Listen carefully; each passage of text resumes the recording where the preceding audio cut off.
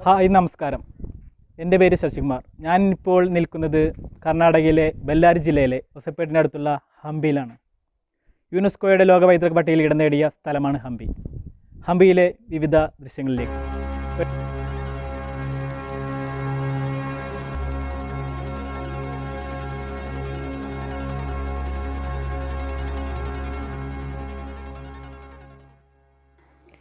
തെക്കേ ഇന്ത്യയിൽ നിലനിന്നിരുന്ന ഏറ്റവും പ്രശസ്തമായ സാമ്രാജ്യങ്ങളിൽ ഒന്നായിരുന്നു വിജയനഗര സാമ്രാജ്യം. വിജയനഗര സാമ്രാജ്യത്തിൻ്റെ തലസ്ഥാനമായിരുന്നു ഹംപി. ഹംപിയുടെ തകർന്ന അവശിഷ്ടങ്ങൾ 1800 കണ്ടെത്തിയത്. അവ കണ്ടെത്തിയത് കേണൽ കോളിൻ മെക്കൻസി എന്ന എഞ്ചിനീയറാണ്.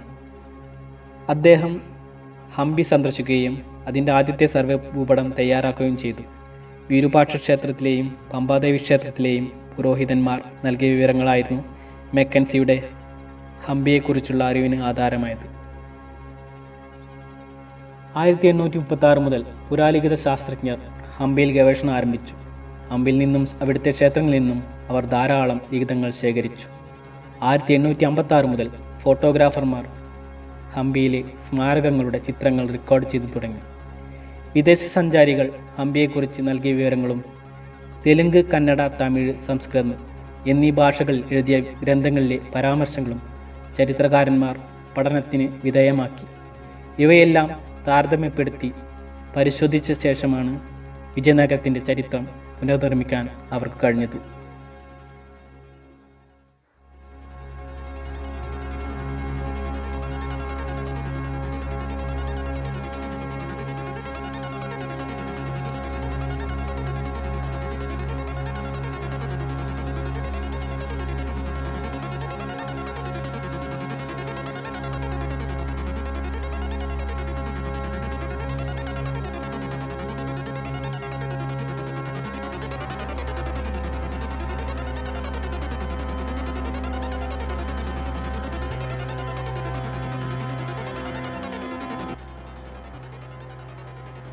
വിജയനഗര സാമ്രാജ്യം സ്ഥാപിച്ചത് സഹോദരന്മാരായ ഹരിഹരനും ബുക്കനുമാണ്.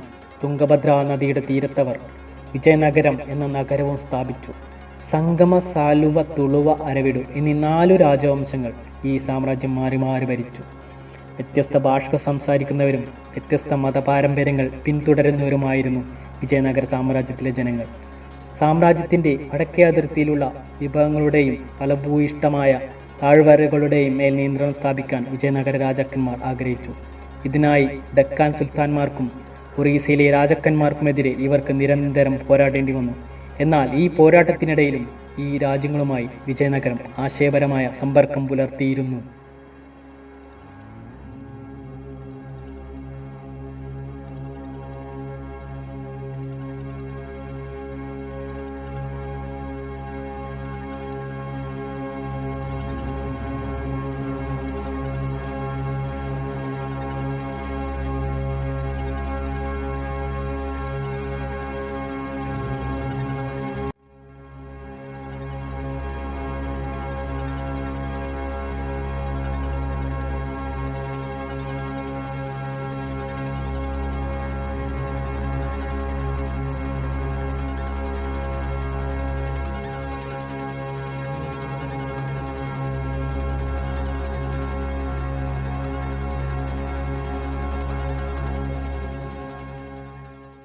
വിജയനഗരത്തിൽ ശക്തമായ കോട്ടകൾ ഉണ്ടായിരുന്നു.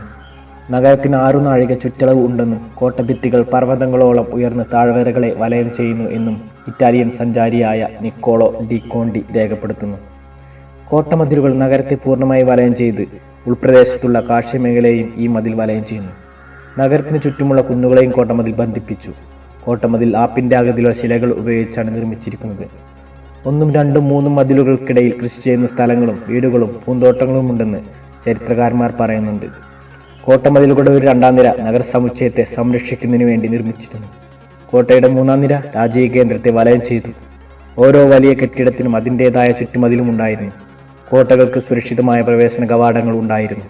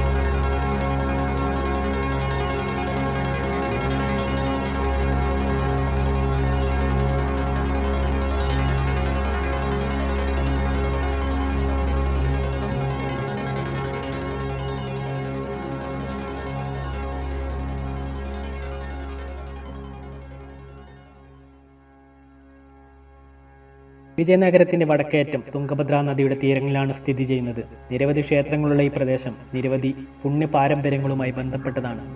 അതിനാൽ ഈ പ്രദേശത്തെ പുണ്യകേന്ദ്രം എന്ന് വിളിക്കുന്നു. വിജയനഗരത്തെ തലസ്ഥാനമായി തിരഞ്ഞെടുക്കാനുള്ള പ്രധാന കാരണം അത് വിരൂപാക്ഷന്റെയും പമ്പാദേവിയുടെയും ക്ഷേത്രങ്ങളുടെ സ്ഥാനമായതിനാലാണ്.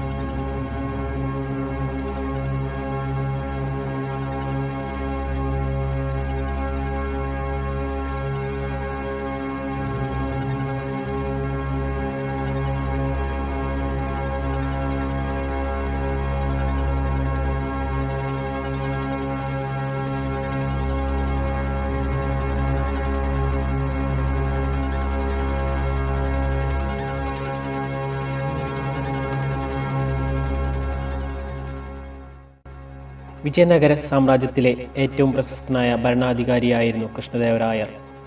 സാമ്രാജ്യത്തിൻ്റെ വ്യാപനത്തിൻ്റെയും ഏകീകരണത്തിൻ്റെയും കാലമായിരുന്നു അദ്ദേഹത്തിൻ്റെ ഭരണകാലം. തുംഗഭദ്ര കൃഷ്ണ നദികൾക്കിടയിലുള്ള റൈച്ചൂർ തടം അദ്ദേഹം പിടിച്ചെടുത്തു. ഒറീസ കീഴടക്കി ബീജാപ്പൂർ സുൽത്താനെ പരാജയപ്പെടുത്തി. ഇദ്ദേഹത്തിൻ്റെ കാലത്ത് ദക്ഷിണേന്ത്യയിലെ ഏറ്റവും മികച്ച സൈനിക ശക്തിയായി വിജയനഗരം മാറി.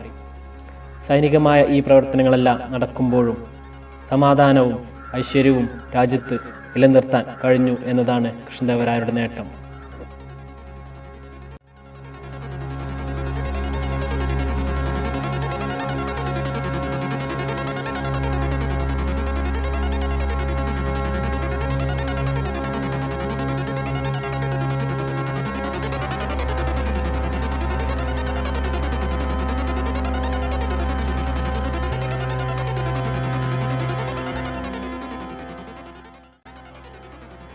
കൃഷ്ണദേവരായർ കലകളെയും സാഹിത്യത്തെയും പ്രോത്സാഹിപ്പിച്ചു.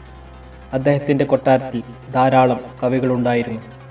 കൃഷ്ണദേവരായർ പ്രതിഭാശാലിയായ ഒരു എഴുത്തുകാരനായിരുന്നു. തെലുങ്കിൽ രചിച്ച അമുക്ത മല്യാദ, സംസ്കൃതത്തിൽ രചിച്ച ഉഷാപരിണയം എന്നിവയാണ് അദ്ദേഹത്തിൻ്റെ ഗ്രന്ഥങ്ങൾ.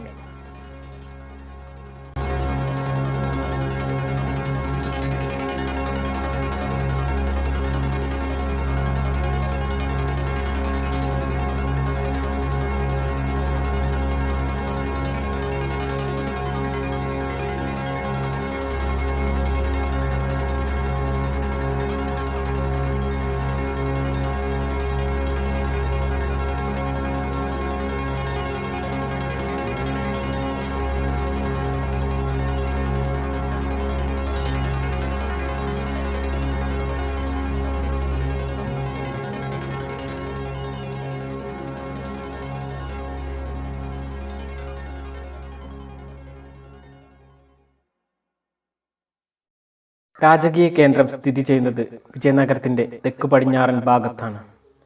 ഇവിടെ 60-ലേറെ ക്ഷേത്രങ്ങൾ ഉണ്ടായിരുന്നു. രാജകീയ കേന്ദ്രത്തിൽ 30ഓളം കൊട്ടാരങ്ങൾ ഉണ്ടായിരുന്നു. ഇവിടുത്തെ കൊട്ടാരങ്ങളും ക്ഷേത്രങ്ങളും തമ്മിലുള്ള പ്രധാന വ്യത്യാസം ക്ഷേത്രങ്ങൾ ഉറപ്പുള്ള കല്ലുകൾ കൊണ്ടും മറ്റുള്ളവ കാലക്രമത്തിൽ നശിച്ചു പോകാനിടയുള്ള വസ്തുക്കൾ കൊണ്ടും നിർമ്മിച്ചവയാണ് എന്നതാണ്.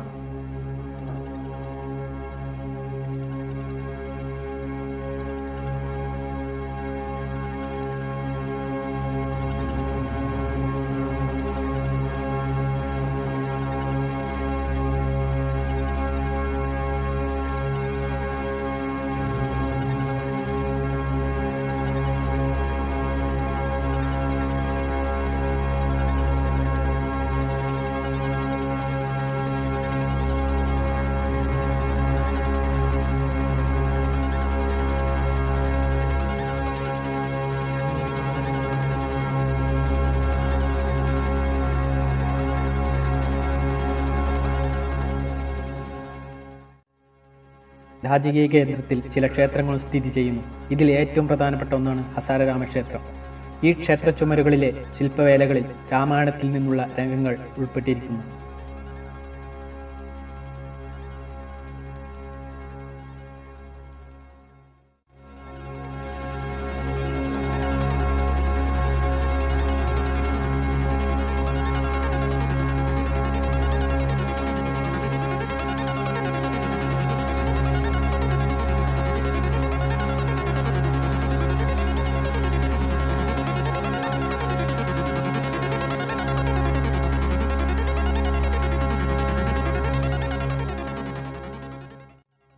സുഗന്ധദ്രവ്യങ്ങൾ, തുണിത്തരങ്ങൾ, വിലപിടിപ്പുള്ള കല്ലുകൾ എന്നിവയുടെ വിപണനത്തിൽ അതിപ്രശസ്തമായിരുന്നു വിജയനഗരത്തിലെ കമ്പോളങ്ങൾ. വ്യാപാരത്തിൽ നിന്നുള്ള വരുമാനം രാജ്യത്തിൻ്റെ അഭിവൃദ്ധിക്ക് കാരണമായി.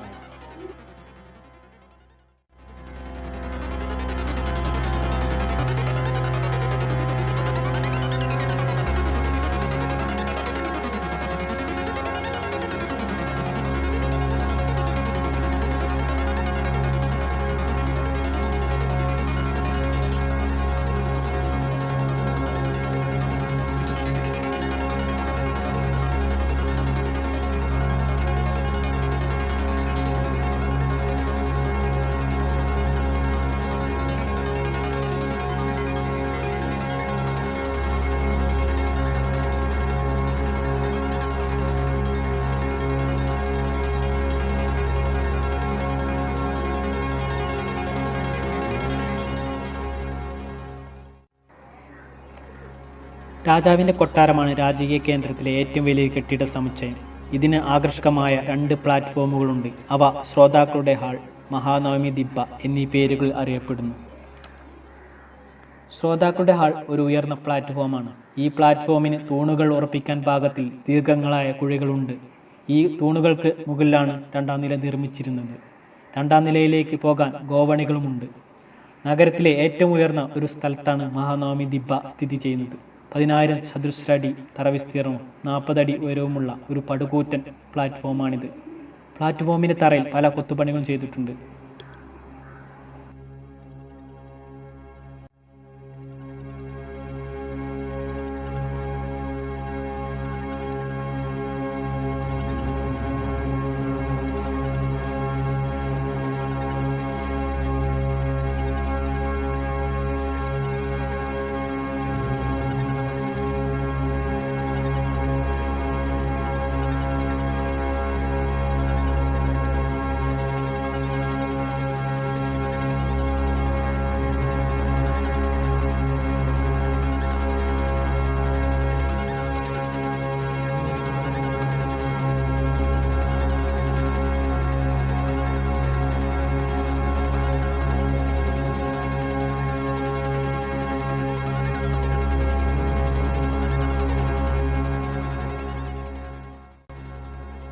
മഹാനവമി പോലെയുള്ള ഉത്സവങ്ങൾ മഹാനവമി ദിബ്ബയുമായി ബന്ധപ്പെട്ടതാണ്. വിജയനഗര രാജാക്കന്മാരുടെ അധികാരത്തിൻ്റെയും പ്രശസ്തിയുടെയും പ്രകടനങ്ങൾ കൂടിയായിരുന്നു ഈ ഉത്സവങ്ങൾ. മഹാനവമി ആഘോഷിക്കുമ്പോൾ നിരവധി ചടങ്ങുകളും അരങ്ങേറിയിരുന്നു. വിഗ്രഹാരാധന, രാജാവിൻ്റെ കുതിരയെ ആരാധിക്കൽ, മൃഗങ്ങളെ ബലി കഴിച്ചുകൊണ്ടുള്ള യാഗങ്ങൾ, നൃത്തനൃത്യങ്ങൾ, ഗുസ്തി മത്സരങ്ങൾ, ആന, രഥം, കുതിരയെ എന്നിവയെ അലങ്കരിച്ചയച്ചുകൊണ്ടുള്ള പ്രകടനം തുടങ്ങിയ മഹാനവമി ആഘോഷങ്ങൾക്ക് ഭാഗമാകാറുണ്ട്. പ്രധാന നായകന്മാരും സാമന്തന്മാരും മറ്റു രാജാക്കന്മാർക്കും അവരുടെ അതിഥികൾക്കും സമ്മാനം നൽകുന്ന ചടങ്ങും ഉത്സവത്തിൻ്റെ ഭാഗമായിരുന്നു.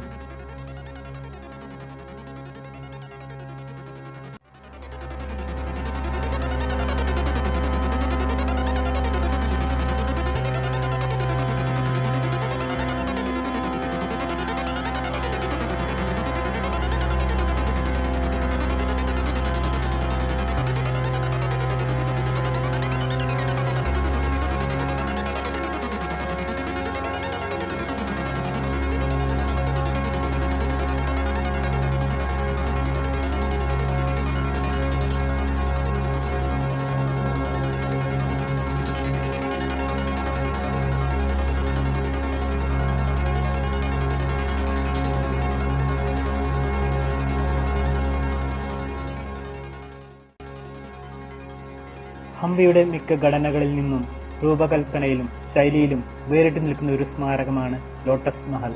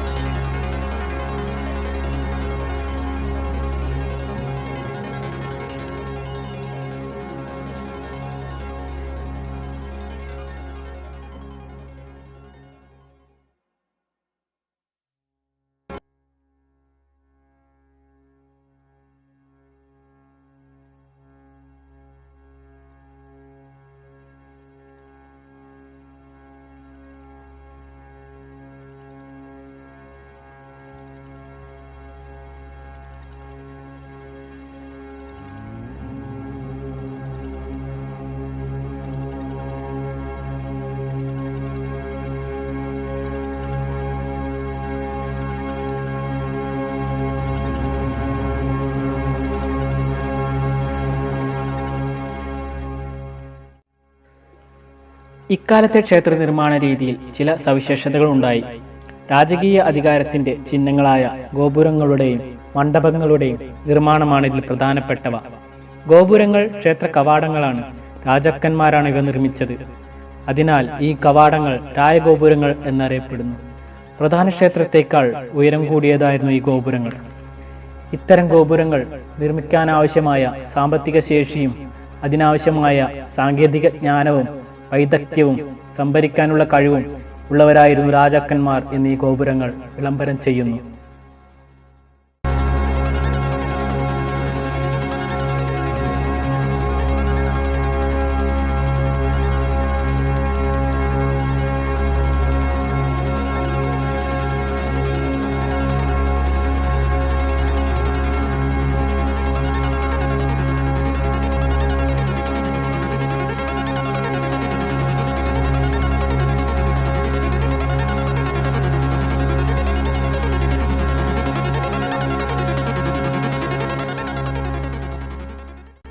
വിജയനഗര ഭരണത്തിൽ വിപുലമായ അധികാരങ്ങൾ കൈയാളിയിരുന്ന വിഭാഗങ്ങളായിരുന്നു അമരനായകന്മാർ. ഇവർ സൈനിക മേധാവികളായിരുന്നു. ഇവർ കോട്ടകൾ നിയന്ത്രിച്ചിരുന്നു. ആയുധധാരികളായ അനുയായികളുടെ പിന്തുണ ലഭിച്ചിരുന്നു. ഒരു പ്രദേശത്ത് നിന്ന് മറ്റൊരു പ്രദേശത്തേക്ക് മാറി താമസിച്ചിരുന്നു. കർഷകർ ഇവരെ അനുഗമിച്ചിരുന്നു.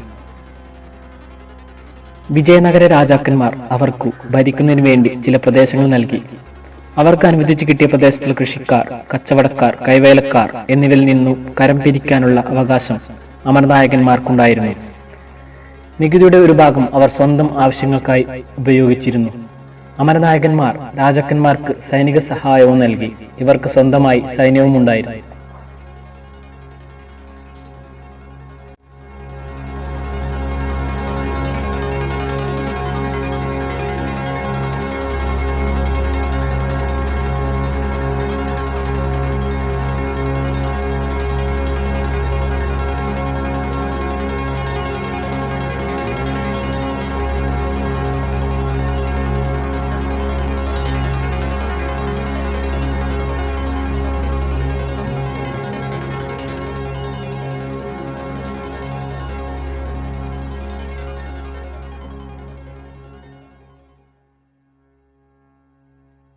രാജകീയ കേന്ദ്രത്തിന്റെ ഭാഗമായ ഈ ജലാശയം ക്യൂൻസ് ബാത്ത് എന്നറിയപ്പെടുന്നു.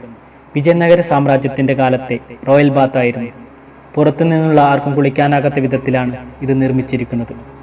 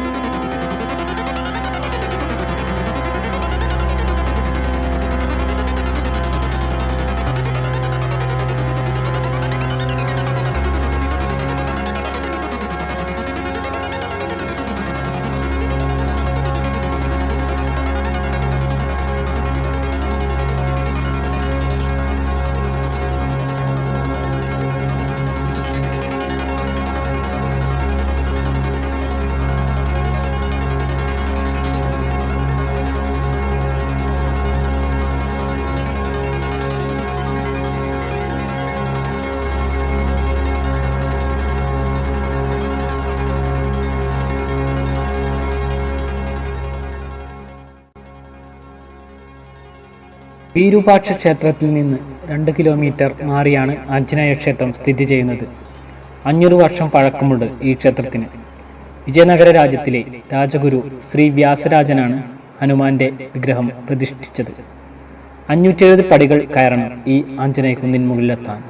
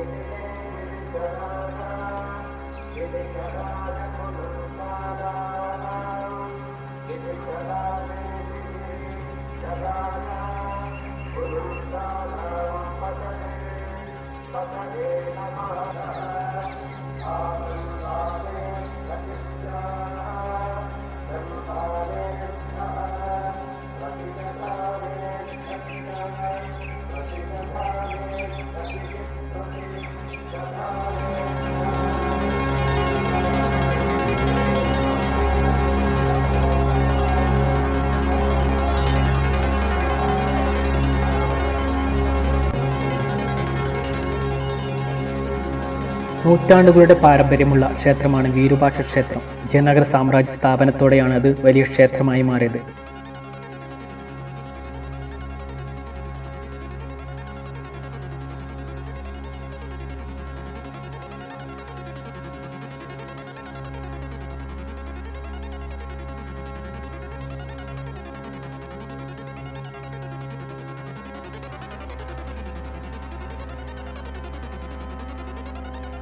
പ്രധാന പ്രതിഷ്ഠയുടെ മുമ്പിലുള്ള ഹാൾ കൃഷ്ണദേവരായ പണി കഴിപ്പിച്ചതാണ്. ഈ ക്ഷേത്രത്തിലെ കിഴക്കേ ഗോപുരവും നിർമ്മിച്ചത് ഇദ്ദേഹമാണ്. ക്ഷേത്ര സമുച്ചയത്തിലെ ഹാളുകൾ വിവിധ ആവശ്യങ്ങൾക്ക് ഉപയോഗിച്ചു. ക്ഷേത്രത്തിൽ അരങ്ങേറുന്ന സംഗീതം, നൃത്തം, നാടകം എന്നീ പരിപാടികൾക്ക് സാക്ഷ്യം വഹിക്കാനെന്നോണം ദൈവങ്ങളുടെ വിഗ്രഹം വയ്ക്കാനുള്ള സ്ഥലമായിരുന്നു ഒരു ഹാൾ.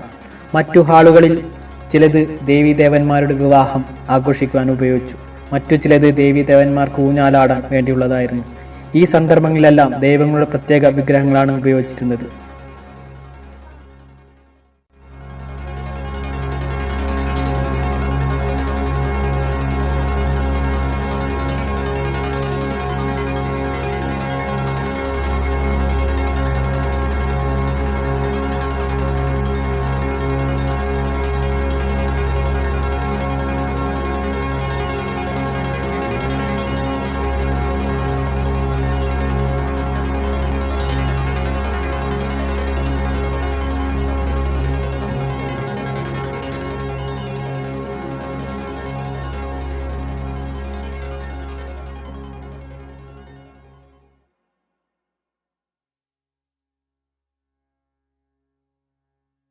വീരൂപാക്ഷന്റെ പ്രതിനിധികളായിട്ടാണ് തങ്ങൾ രാജഭരണം നടത്തുന്നതെന്നാണ് വിജയനഗര രാജാക്കന്മാർ അവകാശപ്പെട്ടത്. എല്ലാ രാജകീയ കൽപ്പനകളും കന്നഡ ഭാഷയിൽ ശ്രീ വീരൂപാക്ഷന്റെ പേരിലാണ് പുറപ്പെടുവിച്ചിട്ടുള്ളത്.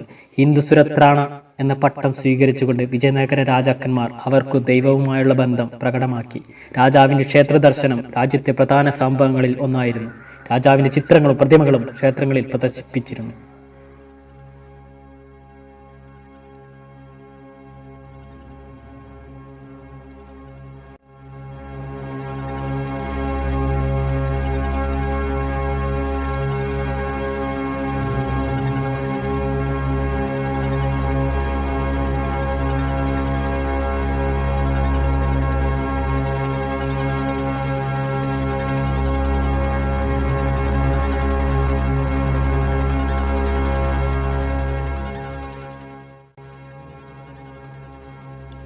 വിജയനഗര നിർമ്മാണ രീതിയുടെ മറ്റൊരു സവിശേഷതയാണ് മണ്ഡപങ്ങളും നീളമേറിയ തൂണുകളോടുകൂടിയ നീണ്ട ഇടനാഴികളും. ക്ഷേത്ര സമുച്ചയത്തിലെ ക്ഷേത്രങ്ങളെ വലം വയ്ക്കുന്ന രീതിയിലായിരുന്നു ഇടനാഴികൾ നിർമ്മിച്ചിരുന്നത്. വിജയനഗര നിർമ്മാണ കലയുടെ മഹിമ വിളിച്ചോതുന്ന രണ്ട് ക്ഷേത്രങ്ങളാണ് വിരൂപാക്ഷ ക്ഷേത്രവും വിത്തല ക്ഷേത്രവും.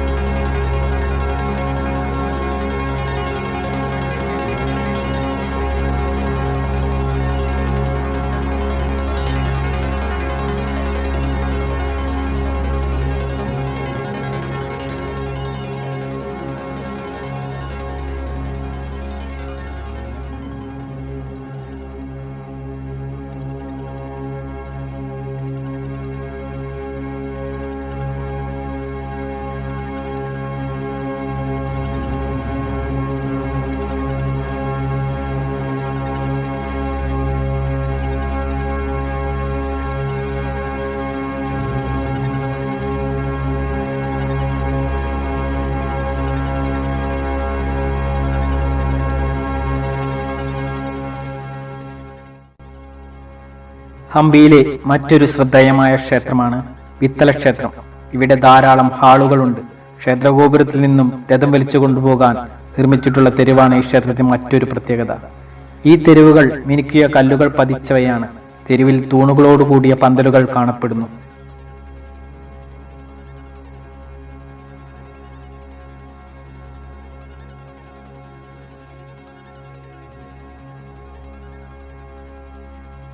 കൃഷ്ണദേവരായരുടെ പിൻഗാമികൾ ദുർബലരായിരുന്നു. അക്കാലത്ത് ഡെക്കൻ സുൽത്താൻമാരിൽ നിന്നു വിജയനഗര സാമ്രാജ്യത്തിന് വലിയ വെല്ലുവിളി നേരിടേണ്ടി വന്നു.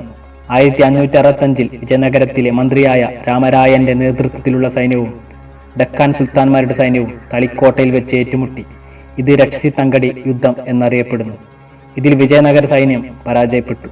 ഈ യുദ്ധത്തോടെ വിജയനഗര സാമ്രാജ്യത്തിന്റെ പ്രതാപം അവസാനിച്ചു.